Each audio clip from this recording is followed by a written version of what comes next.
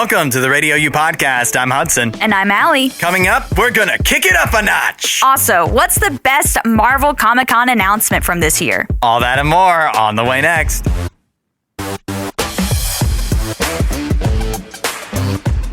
Comic-Con was over the weekend in San Diego, 8772 Radio U, the talkback button in the RadioU app. Marvel, I feel like, was stealing the headlines.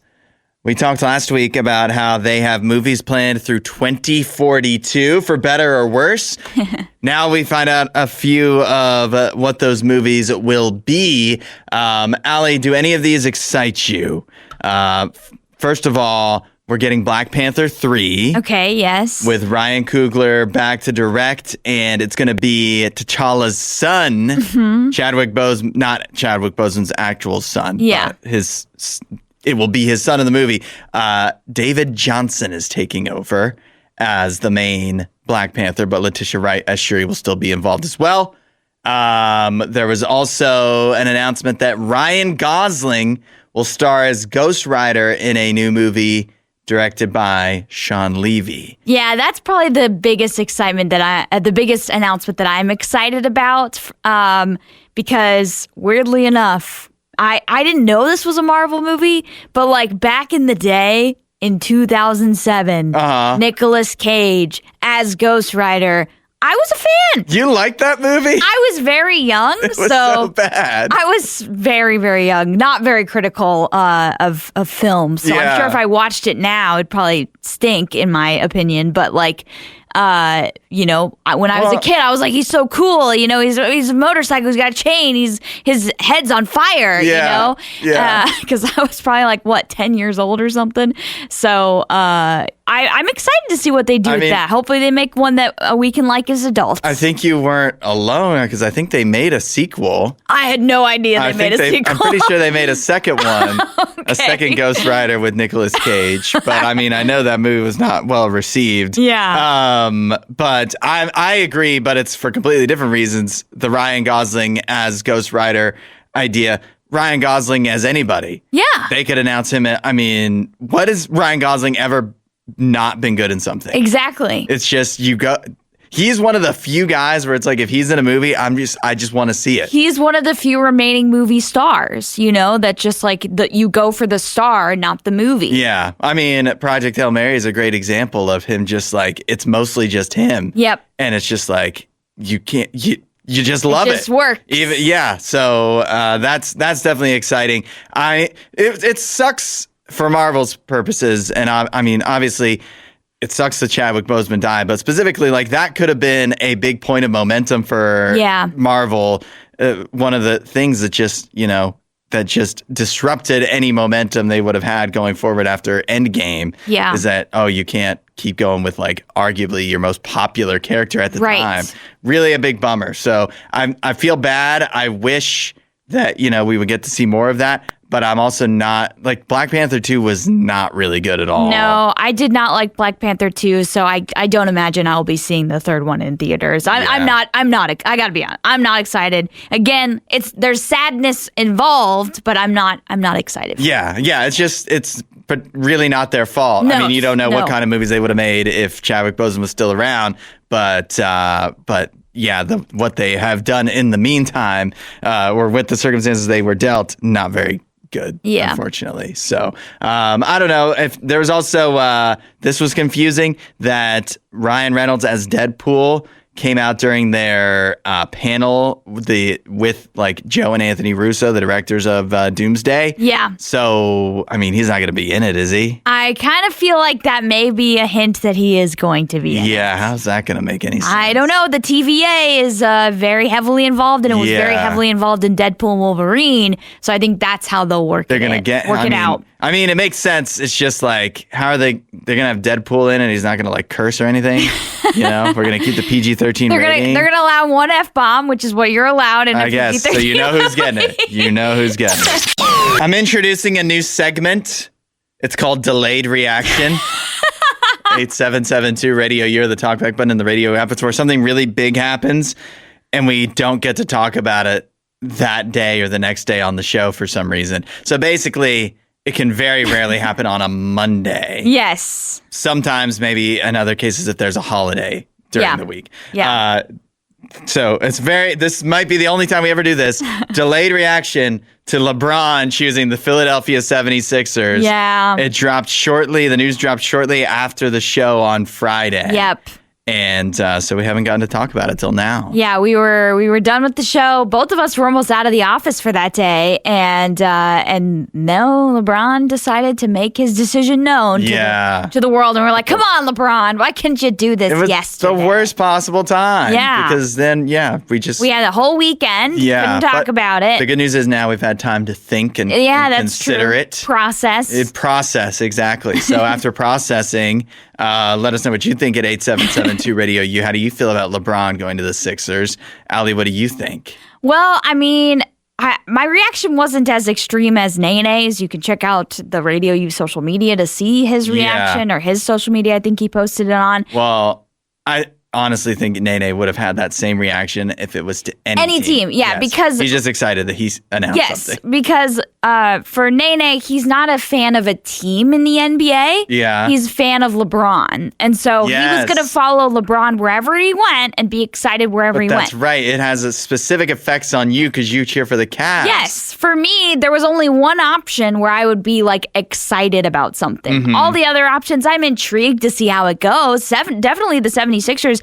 I was not even thinking that was really... I know that had been listed as an option, but it wasn't at the top of my mind. In my opinion, many people were taking it seriously. Yeah, in my opinion, it was going to be Cavs or Heat. Like, those were the two big things that I was thinking was going to happen. And he went 76ers. He circumvented all of that. And so I'm excited as far as, like, just a fan of basketball, a fan of the NBA, to see how it goes. Mm-hmm. But as a Cavs fan, I am a tinge disappointed. Yeah. Because he said this is the end. Like, he's going to... He said this is his last decision. Yeah, he's going to retire after these probably 2, seasons with the 76ers. And so there's a little bit of sadness of, thinking of what could have been. He could have had his farewell tour as a Cleveland Cavalier, but it didn't work out. It's a double whammy because now you don't get LeBron and you're definitely stuck with James Harden. Yes. Like, if you got LeBron, maybe James Harden would have been run out of town at some point. I think we'll still find a way to get rid of him by the trade deadline, but who knows? I think the Cavs overall missed big time on this entire, off-season free agency, all of that, because they don't really have anything different. They have the same exact core as what they had last season, and you saw last season it wasn't good enough. Like, it was good enough to get you to the Eastern Conference Finals, but not good enough to compete in them. And the East is definitely better this year. The East is most definitely better. And now even disregarding LeBron. Well, I think you need to take that into massive consideration. The 76ers look like a very dangerous team. Can they win the NBA entirely? Can they win the finals? I don't know, but they're definitely going to be in the competition. I think if everybody was healthy, that's a big if. I think the 76ers would have a real good chance. I'm skeptical. I'm not going to say that it's not possible. Right. I'm skeptical that everything will stick together. That everything can work. At the right time, particularly Joel Embiid. Like, if you don't have Joel Embiid, it's a nice team. It's not, I don't think, good enough to win a championship. Right. So he's got to stay healthy for a whole playoff run, and I don't know if that can happen. Yeah. I think I'm not talking miss the playoffs. I think this regular season is going to be a little rough because, you're not going to have a lot of games where it's all 5 of your, all-star cast. And so they don't have a very deep roster after that, which makes sense when you've got an all-star starting 5. Yep. So I think the regular season, it's not going to be impressive. People are going to be like, oh, LeBron made the bad choice. But once they get to the playoffs, if Embiid's there, they'll be competitive. Yeah. And also I know the regular season doesn't matter, but for teams that aren't going to be competing in the regular season, you best believe they're going to be giving LeBron and the 76ers their best game on the night that they have to play them. I also, but the other thing is that LeBron's now getting accused of ring chasing. Oh, yeah. Have you seen all this? Sure. And it's like, what's he supposed to do? To me, go that's to a the team whole where he's going to suck? Yeah. Every team should be ring chasing. Every player should be ring chasing. Are you not ring chasing in your life? Right. You don't want success? Yeah, that's the whole point of playing this sport is to win the championship. I'm going to stay at a job that doesn't pay me very well, where we don't accomplish much. Right. But because that's the right thing to do. Yeah. I'm sorry, if the top thing that you can say against LeBron is that he's ring chasing, that's the top insult you can can give him, like, I think he's doing pretty good for himself. I mean, it's definitely not the same as like the Kevin Durant thing. No. But even then, it's like, I mean, come on. He's just trying to win. Yeah. That's the point of the game. That's the point. You play to win the game. Time to recognize one of those everyday heroes. 8772 Radio U or the talkback button in the Radio U app. We have video that we can send. Text the word Spider-Man to 8772 Radio U to see video of a traffic camera that caught an actual Spider-Man helping an old man cross a busy intersection. An old man in a wheelchair. Okay. Have you seen this video, Allie? I have. I saw it come up on my social media. Yeah, it's amazing. It's this elderly man. He's in a wheelchair, and you know if you've ever seen somebody in a wheelchair where they can't like push themselves forward with the wheels with their arms. Yeah. So they have to like use their feet to like scoot forward in the wheelchair. I have some family members like this, and it's frustrating to watch, and it seems sad. And so this guy's trying to do it across what is it, like 6 lanes of traffic? You can't even see the whole... so much traffic. And he's trying to get across. It's taking him forever. And so out of one of the Jeeps that is waiting at the intersection, out comes Spider-Man out the driver's side door to quickly push this man across the intersection. To the other side, and then he hops back in his Jeep, and all the cars head on their way. Just randomly, Spider-Man happened to be in this red Jeep. Yeah, what are the odds? What are the odds that he's in there and that he's the one that sees this and is able to help this guy? It's just like all the combination of things that needed to happen for this moment to get caught on video are crazy. Yep, it just happened to be at a busy intersection where there was, a traffic camera always there. I think that it's just it's just a great coincidence. Yeah. I am, everybody's celebrating this Spider-Man as, an everyday hero. Can we question for a moment? Obviously, all the cars are stopped. Yeah. They're stopped. That's why this old man was able to go in the first place. Right. Have we stopped to consider that maybe Spider-Man wasn't saving the day? Maybe he was just impatient. Oh, he's like, get out of the way, yeah, because the old man, he's like, we all have to sit here and wait until he crosses, or I can just quickly push him across. Well, at least he did something. I guess, yeah. And he didn't just honk at him or something. Right. Or just curse at him. He actually got out of his car and helped him across the street. I think there's additional credence to the idea that he was just impatient, that he just had to get to work. Because the reason that this man was dressed as Spider-Man was because he was on his way to work at Ultimate Air Trampoline Park. Oh, I was like, is he going to a birthday party? Yeah. Like he's a birthday maybe. Spider-Man. He's an entertainer at that trampoline park, which does answer a question I've always wondered. Like if you work, if you're somebody that dresses up like that. Yeah.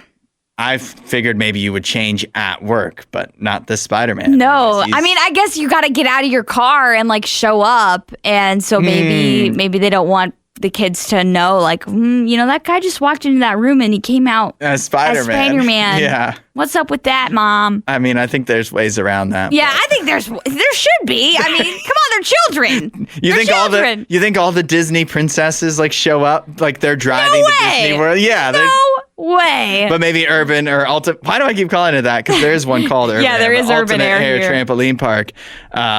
They don't have that budget that Disney does to have secret rooms. Spider-Man just needs to show up as Spider-Man. Yeah, they're like, a part of the job is you got to come dressed as Spider-Man. Yeah. You must change at home. We do not have changing rooms here. I'm just shocked that he could actually drive his car in the costume, is he driving? Yeah, because the mask is on. Yeah, how can you see through that? Surely that is you have not... to be able to see, but it can't be ideal. Yeah, surely that's not good. It's possibly illegal. Yeah. You can't have great peripheral vision, I would think. You probably have no peripheral vision. Yeah, but shout out to Spider-Man in Jonesboro, Arkansas, helping this old man cross the street. It's our Monday tradition, the box office breakdown, looking at what made money and what didn't in theaters this weekend. Let us know your reviews and recommendations. What have you seen lately? 8772 Radio U or the talkback button in the Radio U app. Allie, the Odyssey's still at number 1. It is still number one by a long shot. The Odyssey made $87 million. Woo, baby. In its second week. Yeah, that's crazy. It had only a 29.6% drop, which is crazy after making so much money in its first weekend. Yeah, definitely. Yeah, usually you see these big blockbusters have they could sometimes have 60, 70% drop their second weekend because they made so much in their first. But the Odyssey not slowing down. People are just going to keep on seeing it. Some people may be seeing it multiple times. It's now at $639 million worldwide. Oh my gosh. And no signs of slowing down. Allie, you did go to see it this weekend, right? I did. I'm excited to give my review for it. Yeah, you'll have to do that coming up next. The rest of the top of the box office was a distant second and third, almost virtually tied, was Moana and Toy Story 5. They both made around $10 million. To add to their totals this weekend. As far as like new releases go, none of the ones that we mentioned in the box or in the weekend watch list made really any money, but they also weren't in as many theaters. Yeah. But the top new release was something called Hadestown the Musical. Yes. Do you know anything about this? So at the Odyssey, when I went to see it, there was the theater beside us was playing Hadestown. Okay. And I was like, what? I had no idea this was coming out. So Hadestown was a big, at least in my friend group, it was a big musical in college. Okay. And basically it tells the story of like Hades and Persephone, Yeah. which I think it's either Greek mythology or Roman mythology. I think it's Greek. Yeah, I think it's Greek. But it tells that story but it tells it in like almost like Prohibition era. Okay. But it's a musical. There's got some great songs in it. And so I think this is similar to Hamilton, where it's like a recording of a musical performance. Got it. Yeah. Okay. That makes sense. Well, that people wanted to see that because it made almost $10 million. Yeah. Which is, for a recorded musical, not too bad. Yeah. Since you'll do your review of the Odyssey up next, I can tell you what I've watched lately because I haven't watched the Odyssey yet, but I watched two movies. One is Free Guy. I don't need to say a lot about that with Ryan Reynolds, but it was on Disney Plus. It's just a nice Ryan Reynolds? Yeah, Ryan Reynolds. I don't know why I thought it was Gosling in that. That's Fall Guys. Fall Guys. Which I have not seen. Okay. And I probably would like better. Free Guy was just like the most neutral movie. This is the one of him being like the gamer He's NPC. an NPC. Yes, that's right. In a video game that realizes he's an NPC. It's just like the most average movie. Okay. Like it's totally fine. It was a decent way to spend 2 hours, but it wasn't there was nothing to write walking home away about the movie where I was like, oh, I remember that part. You know what I mean? So, but there is a movie that I do recommend a little more, and that's called Confess Fletch. It's on Paramount Plus. Okay. It came out a couple years ago, 2023 maybe. Okay. It stars John Hamm. Okay. He's like an art investigator, basically. And he's got a rich girlfriend who had a bunch of her art, her family's art stolen. And so and then in relation to that, there's a murder. And so he's kind of trying to solve the murder, but he's also accused of being the murderer. So it's a murder mystery, but it's really not about the murder mystery. That's just an excuse for things to be funny. Okay. But the best way I can describe it is very similar to The Naked Gun, where everything is presented seriously. Yeah. But it's all goofy. John Hamm is pretty straightforward, but all the other characters have a weird quirk about them. Okay. Every single one. For example, there's a scene at a yacht club, and there's the security guy that lets you into the yacht club, and he's telling everybody, no matter whether they bring it up or not, that he has a shellfish allergy. And so it's just a bunch of weird random stuff like that, where it's just it's really goofy, but in a movie that's seemingly serious. Interesting. And so I enjoyed it a lot. Okay. We have Thomas sending in his review, so we'll get to that in a second, of Obsession and Moana. And Allie, of course, your review of the Odyssey as well. All right. So that's coming up. Let us know what you've seen lately. 8772-RADIO-U or the talkback button in the RadioU app. RadioU, where music is going. 8772-RADIO-U or the talkback button in the RadioU app. Let us know what you've watched lately, your reviews or recommendations for movies and shows. We just did the box office breakdown. The Odyssey, far and away number one.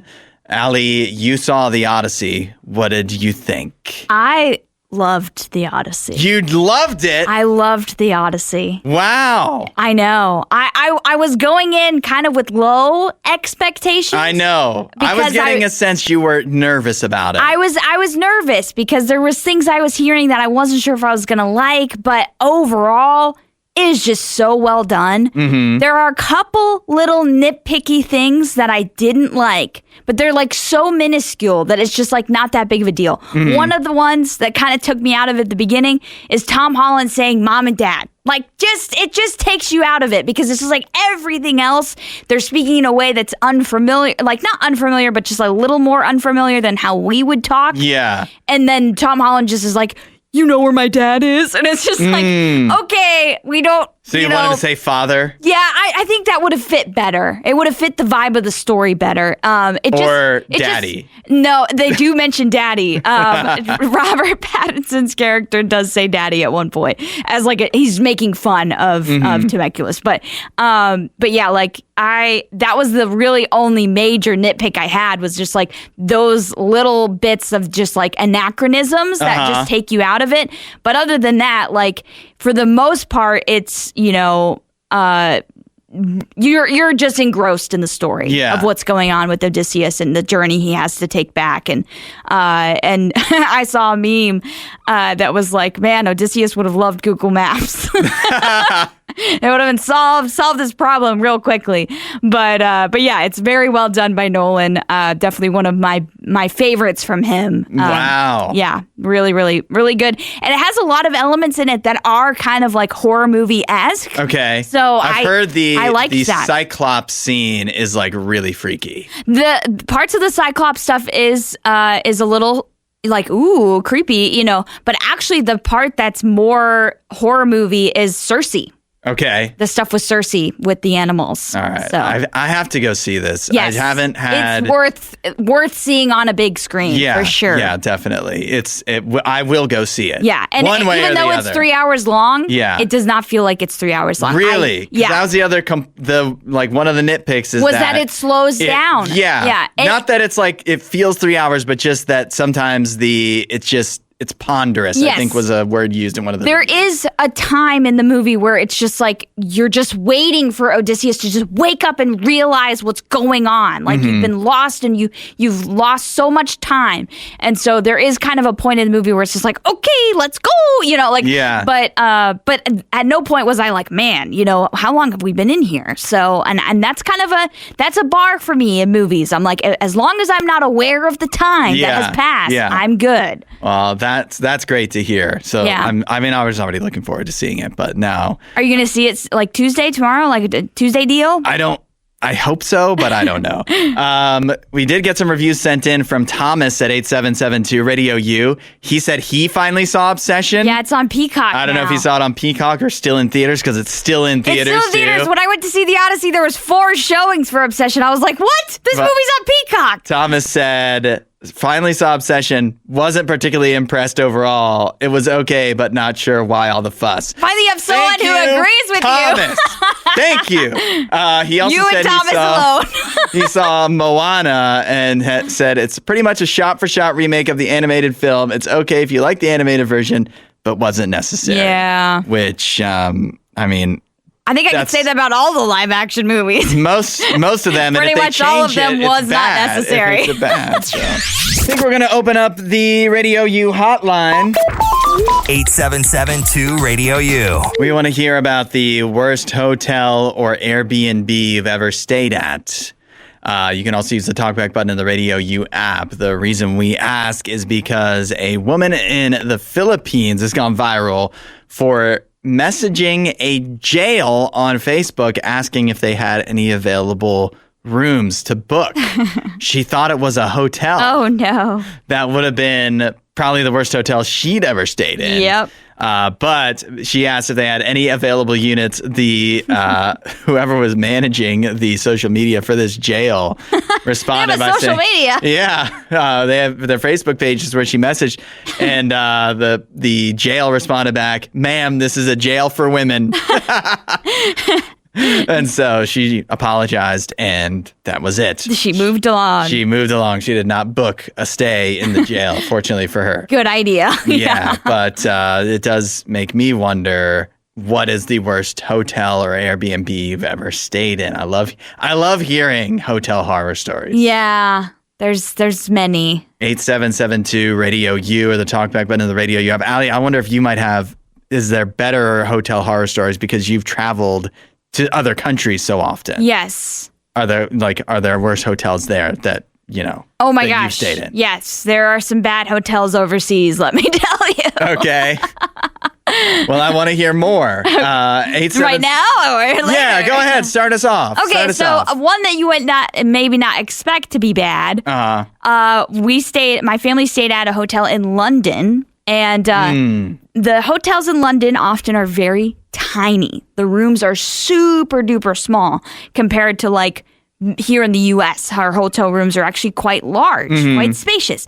These are hotel rooms where it's like you have just enough room to get around the bed, just enough room to like get into the bathroom, you know, like super small. And so my whole family of 5 stayed overnight in a hotel in London one time, and it was like such a tiny room. They had added in like cots for us because we were little at the time, and my brother was like, I don't know, maybe 7 years old or something, and so like we had like little cots that we were supposed to sleep in, and then my parents had like the bed, and so we set up all these cots like around their bed, and so we're just like, this room was just a massive bedroom. Yeah. You know, like just literally all it had room for was the bed. And so it was just like the tiniest hotel room you've ever been in, but at like a really nice hotel. Yeah. So it was really odd. Okay, that's a good one. 8772 Radio U, or the talkback button in the Radio U app. Let us know the worst hotel or Airbnb you've ever stayed in. Was it worse than staying in jail? Because a woman in the Philippines tried to book a stay at a jail. I mean, you can get in there for free. Yeah. Radio U, where music is going. Get in on the Radio U hotline.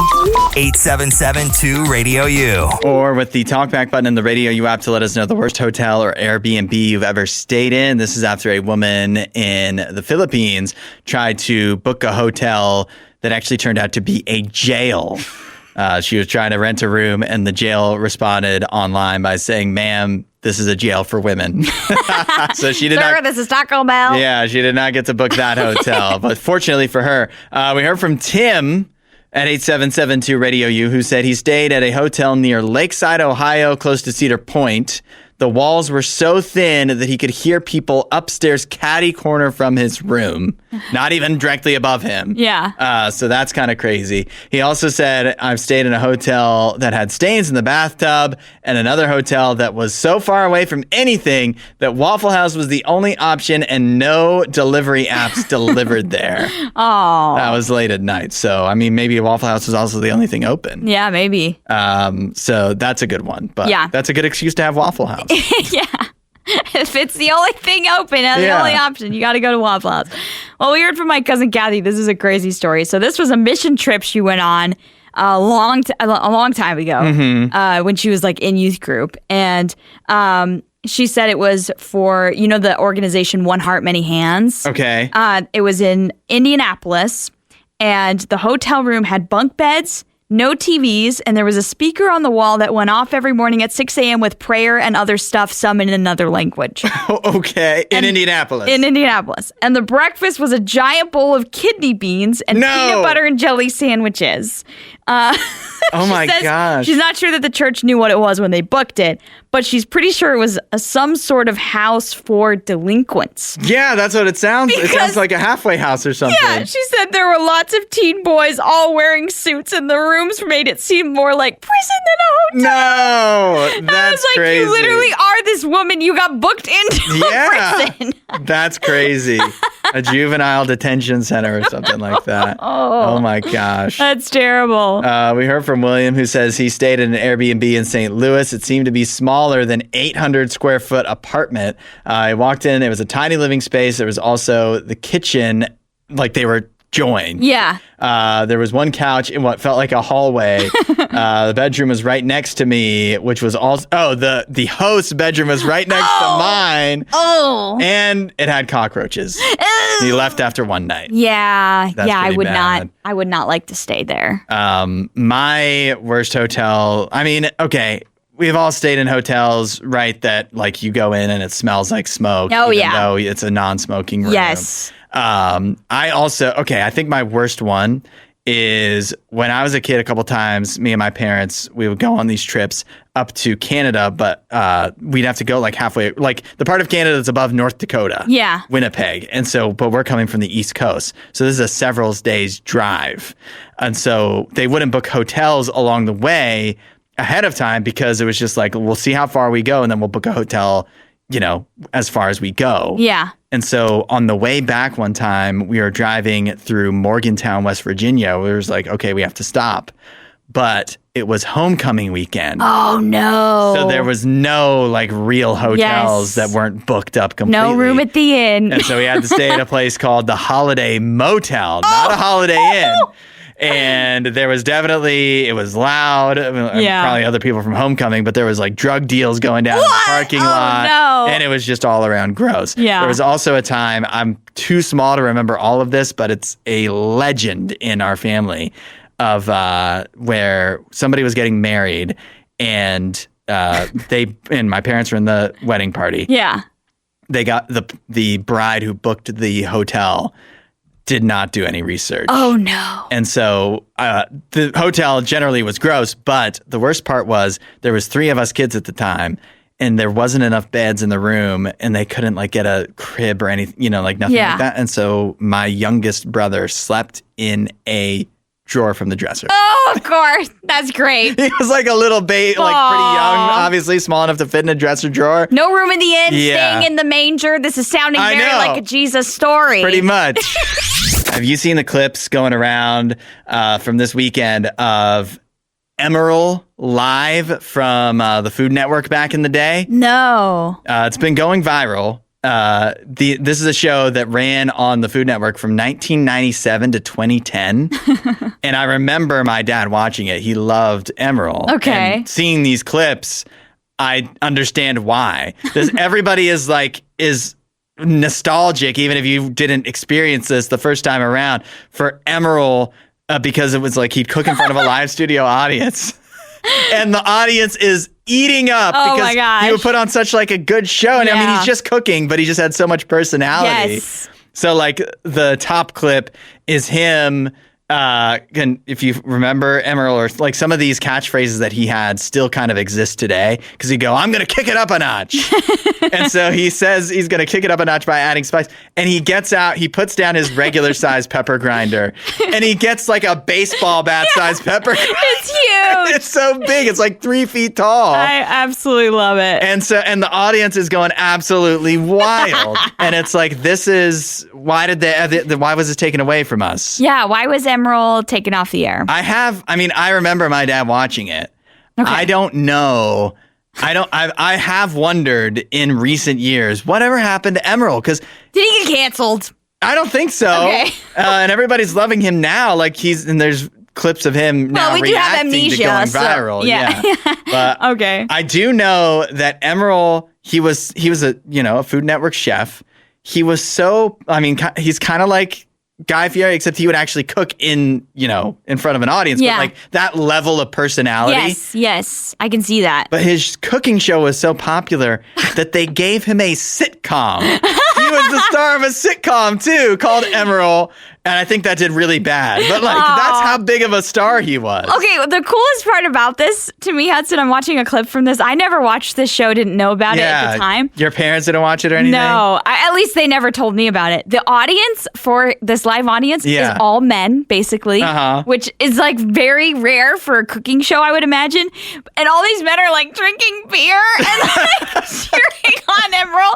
They're having such a fun time. Yeah, I love how they're down these guys that are they're like down the what's the word I'm looking for? Not desk, but like the counter. The bar. The bar. They're over on like the other side, just waiting for him. It's like all men. Yeah. That's what's funny to me is just like it's like almost like it's Home Improvement, like Tim the Toolman Taylor, Yes. but it's Emerald and he's cooking, and so it's just not what you would expect, but I kind of love it. He's giving like Tony Soprano vibes. Yeah, he kind of does have that very like ethnic, kind of Italian, just Right. like a very, very Italian guy, over the he's top a little New bit. Orleans is where he's based okay. out of, so I don't know if that means he's French or whatever. Maybe. Or like kind of Cajun. But I mean, the Emerald name, it sounds European to me, Yeah. but he himself looks Italian to me. Like he looks like Yeah. Tony Soprano. Emerald Lagasse. I mean, I don't know if this is available to. It's got to be somewhere. It's got to be on some streaming service, because obviously right? people are clipping these clips from somewhere. But Yeah. maybe Food Network. I don't know. Is that on HBO Max? I don't know. But It might be. like, I kind of just want to watch some Emerald from the late '90s now. Yeah. Why is this so like? It's so captivating. It is, I'm 'cause watching he's him so- shred cheese right now, and this And is you don't even have amazing. sound on. No, I He don't. has so much personality. People are cheering for him. Yes. Shredding cheese. If this happened in 2026, people would go tarps off yeah. for Emerald. Yes. They're that into Tarps it. off for Emerald. Yeah. So, and I mean, I can't blame him. I can't blame my dad either. Like, Yeah. I don't know. As a kid, I didn't get it. Now I Now you definitely- get it. I get it. On the menu today is the brand new A&W root beer float soda. I have to be very careful with this because this could be dangerous if we spilled it. Yes, with all it the radio could. equipment. We've got the regular and the zero sugar Yes, for this. one of each. It says A&W root beer float artificially flavored soda. So it's not naturally a root beer float. Yeah. But listen, if anybody can make this work, it's got to be A&W. Okay. Because are they your favorite root beer? I think it's a good root beer. I mean, I like Barks too. I was gonna say I think the one with the caffeine is my favorite. But the thing about Barks is like it's got more of almost like a licorice kind of quality to it. It Okay. has bite. Yeah, it has the caffeine. And so that doesn't work as well in floats to me. So Oh, in the float. Okay. yeah, in a float sense, you would Yeah, want A&W. definitely A&W for the root beer float. But we have had other, we literally had Mug's take on the root beer float soda, and it was not good. So Yeah. maybe A&W's finally figured it out. Maybe. So we're trying the regular one first, and then we'll Yes. try the zero sugar. Yes. So let's give it a bottoms up. Yeah, go for it. Okay. All right. Okay. The full sugar I feel version. like Brittany Brody trying the kombucha. You're definitely giving it a more favorable initial response than the other dirty Yes. or creamy or float sodas Yes. that we've done before. Yes. Including the A&W ice cream sundae soda. We Right. do not care for that. This is okay. Here's the thing: is it has a little bit of an aftertaste Mm-hmm. that I'm not a huge fan of. Which is there's not normally a lot of aftertaste with like regular soda. Mm-hmm. That's kind of a diet thing, but it definitely hits the flavor quite. Not like Yeah. perfectly, Well- but you can taste that it's supposed to be root beer and ice cream. A&W is very vanilla forward already. And so then I feel like they just enhanced that Yep. for this because it's supposed to be mixed with vanilla ice cream basically. Yeah. So, but I mean, listen, the full calorie version, pretty good. Yeah, it's good. But we can't drink that. No, I can't. I can't. It's got. I mean, it would have to change my life. Yeah. To be And it good has enough no to drink a full caffeine. sugar soda. Yeah. I'm like, if I'm drinking the sugar, I have to at least have the caffeine. Yeah. Like, But- what's the point? So the real test for us is how is the zero How's the version? zero? All right, you go first. I want to hear the okay. Okay. That was a more unsure okay. Yeah. It tastes a little bit like medicine. Not gonna lie. I don't hate it. I don't have as much a problem with it as you. I always think that A&W regular. I almost just sloshed this up. A&W regular zero root beer Okay. is one of the best zero sodas you can get. Really? I've never tried it. Yes, I actually I'll say this. I enjoy it. Wow. So I mean, obviously, this is a very similar thing. It's Yeah. just kind of more vanilla. I don't know if I like this more Okay. than a regular zero root beer from A&W. Okay. The reason why is it still has a cream soda quality to it, Yep. and I don't like cream soda. You don't like the cream soda. Yeah, to me, it's just like there's something, just a little bit of a tinge of the taste that tastes almost like medicine to me, like a cough syrup taste. And so that throws me off immediately. I like the regular one a lot more than the zero sugar, but even the regular one has like a weird aftertaste to me. So neither of them would be something where I would have an enjoyable time just drinking that. They're not the worst thing ever, but they're not the best. I think this is definitely the best venture into the floats. the floats, creamy, dirty soda that we. Although I really did like the McDonald's dirty sodas. Yes, those ones I think because those were actually dirty. Yeah, They those weren't ones are actually mimicking it. mixed. Those were naturally flavored. Yeah, right. So I think those are the best of the dirty sodas we've tried on the air. But for this, this is just a mid for me. I can drink. These aren't just going to sit in the fridge here because we have a whole 12-pack. Okay. I will drink those zeros. Okay. But I don't know if I need to buy it again. Yeah. But I would rather buy the regular zero A&W. But I finally feel like we've had one that's like at least halfway. It wasn't a disappointment. Yeah. So, and definitely, because we did the mug ones on the show a while ago, definitely better than that. Okay, yeah. Definitely better than that. And definitely better than the ice cream sundae. Yeah. That tasted like fake chocolate. Yeah, it wasn't very. Allie, are you aware of the debate going on in the pickleball community right now? I'm not. Oh, really? Well, you're going to have to weigh in on this as our pickleball pro. 8772 Radio U or the talkback button in the Radio U app. You can have your say as well. The debate in the pickleball community is whether or not bucket hats should be banned. Oh, banned? Yeah, banning bucket hats. Like from pro pickleball? Literally in pro pickleball, yes. Okay. But whether, wearing a bucket hat while playing pickleball in the first place is fashionable or not.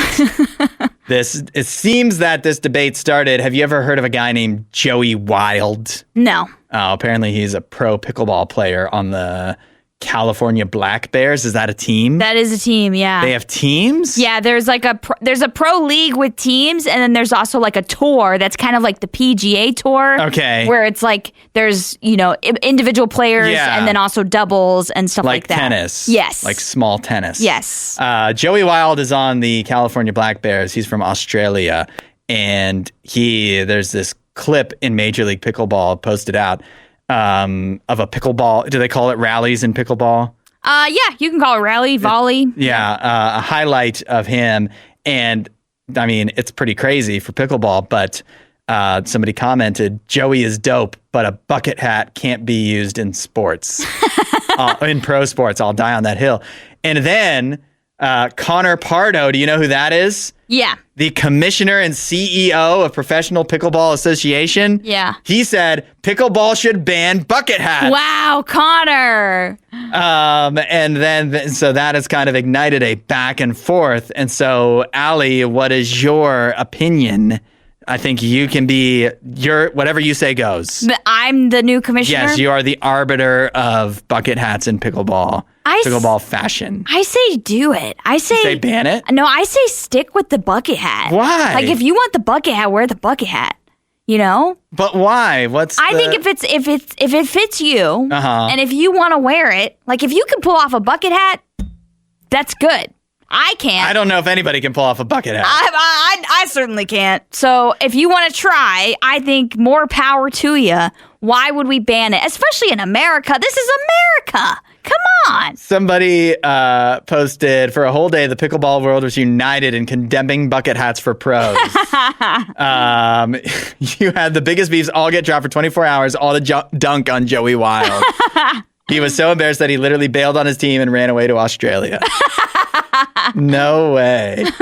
I don't know about banning it because it doesn't affect the competition. But I mean, I'm definitely anti-bucket hat. Okay. I mean, I'm not anti-bucket hat. You're not wearing it to look cool, right? No. You're having fun, look and goofy. It's utilitarian. Yes.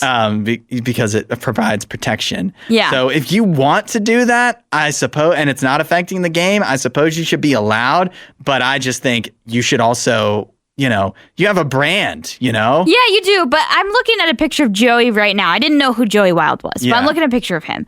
Joey is one of those people that has that complexion that is very, very tough. Oh, okay. Extremely tough. Yeah. Poor guy's from Australia. I don't know how he survived. Right. But he's got that really, really like pale skin and like the strawberry blonde hair. Yeah. My fiance has this as well, and he burns so bad. I mean, like just awful burning.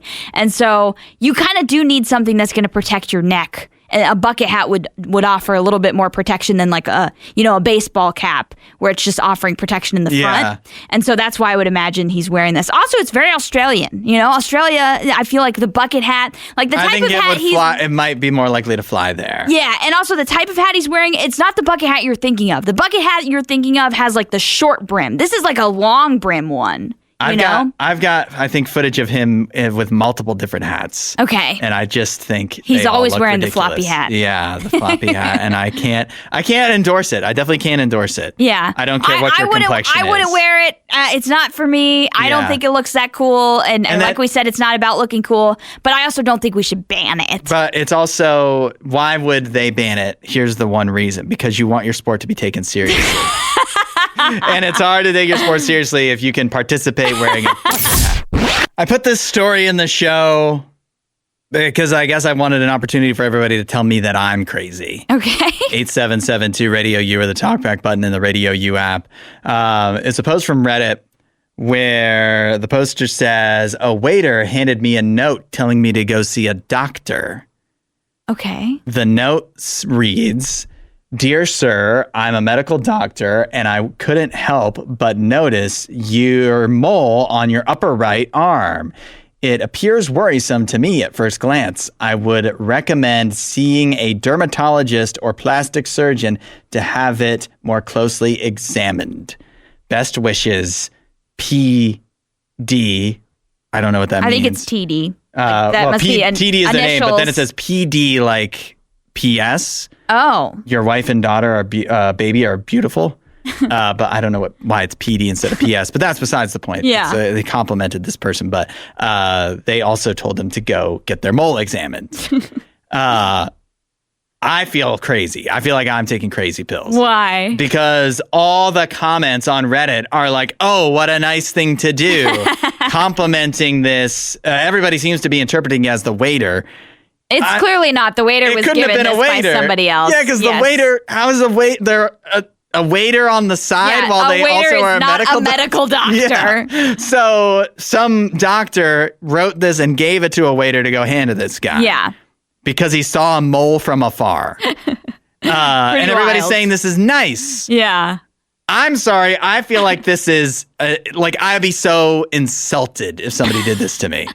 I'd be insulted. Okay. Would you take this the same way of like, oh, what a nice thing to do? I mean, no. I'm kind of in the middle here. Like, if it is cancerous and some guy from some random restaurant helped you to find your cancer early enough that it was, curable, like they could treat it or whatever, then I guess I wouldn't be upset. But if it's just a mole and there's nothing cancerous about it, then it is a little odd to me that he would be concerned enough to write a note about it. Yeah, well, why not just, first of all, you could just go talk to him in person instead of writing a note. Yeah. Maybe he didn't want to disturb the dinner. Who knows? Yeah, I guess. But once they receive this note, the dinner is disturbed. Yeah. Even if you're not there present for it. Right. And it's going to be the topic of conversation for you guys the rest of the night.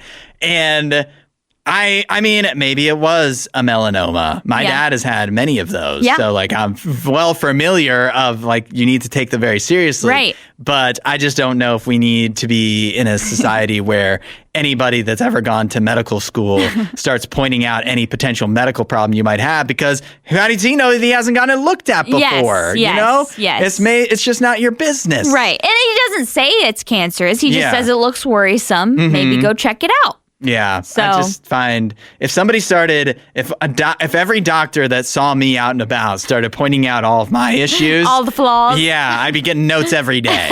And so how about we just mind our own business, you know?